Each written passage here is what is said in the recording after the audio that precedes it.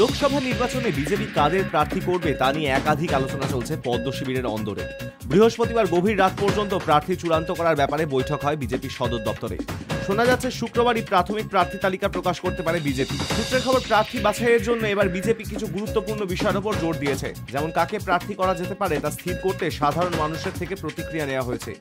এছাড়াও প্রার্থীদের নিয়ে অভ্যন্তরীণ মূল্যায়ন এবং উচ্চ স্তরে কৌশলগত আলোচনা করেই তালিকা চূড়ান্ত করা হয়েছে বলে বিজেপি সূত্রে খবর। বৃহস্পতিবার বিজেপির সদর দপ্তরে বৈঠকে উপস্থিত ছিলেন প্রধানমন্ত্রী নরেন্দ্র মোদী, স্বরাষ্ট্রমন্ত্রী অমিত শাহ, প্রতিরক্ষা মন্ত্রী রাজনাথ সিং, দলের সভাপতি জেপি নাড্ডা। এছাড়াও উত্তরপ্রদেশ, গোয়া, রাজস্থান, উত্তরাখণ্ডের বিজেপি মুখ্যমন্ত্রীরা ওই বৈঠকে যোগ দেন। বৈঠকে উপস্থিত ছিলেন মধ্যপ্রদেশের প্রাক্তন মুখ্যমন্ত্রী শিবরাজ সিং চৌহানও। এবারের লোকসভা নির্বাচনে বিজেপি একাই 370 আসন পাবে, এমনটাই দাবি করেছেন মোদী। বিজেপি ইতিমধ্যেই এই নিয়ে প্রচার শুরু করে দিয়েছে, তাই প্রার্থী বাছাইয়ের ক্ষেত্রে অনেক ভাবনা চিন্তা করছে বিজেপির কেন্দ্রীয় নেতৃত্ব। তৃণমূল স্তর থেকে তথ্য সংগ্রহের জন্য প্রযুক্তির আশ্রয় নিয়েছে পদ্ম শিবির। নমো অ্যাপ ব্যবহার করে জনসাধারণের তাদের সাংসদ সম্পর্কে প্রতিক্রিয়া নেওয়া হয়েছে। শুধু তাই নয়, দলীয় কর্মীদের থেকেও তাদের মতামত জানতে চাওয়া হয়েছে। এছাড়া কাকে প্রার্থী করা যেতে পারে তার জন্য 3 জন নেতাকে বেছে নেওয়ার জন্য বলা হয়েছে। সূত্রের খবর, প্রার্থী বাছাইয়ের ক্ষেত্রে একাধিক মাপকাঠির উপর জোর দেওয়া হয়েছে। মূলত 2টি সমীক্ষা চালানো হয়েছে।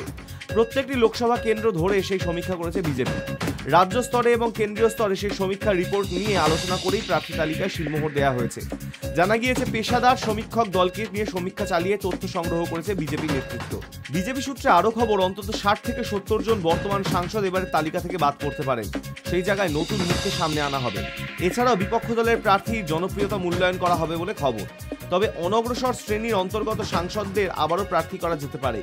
2019 সালের লোকসভা নির্বাচনে বিজেপির টিকিটে 85 জন ওবিসি প্রার্থী জয়ী হয়েছিলেন। তাদের প্রাধান্য দেওয়া হচ্ছে বলেও খবর বিজেপি সূত্রে। Hi News network.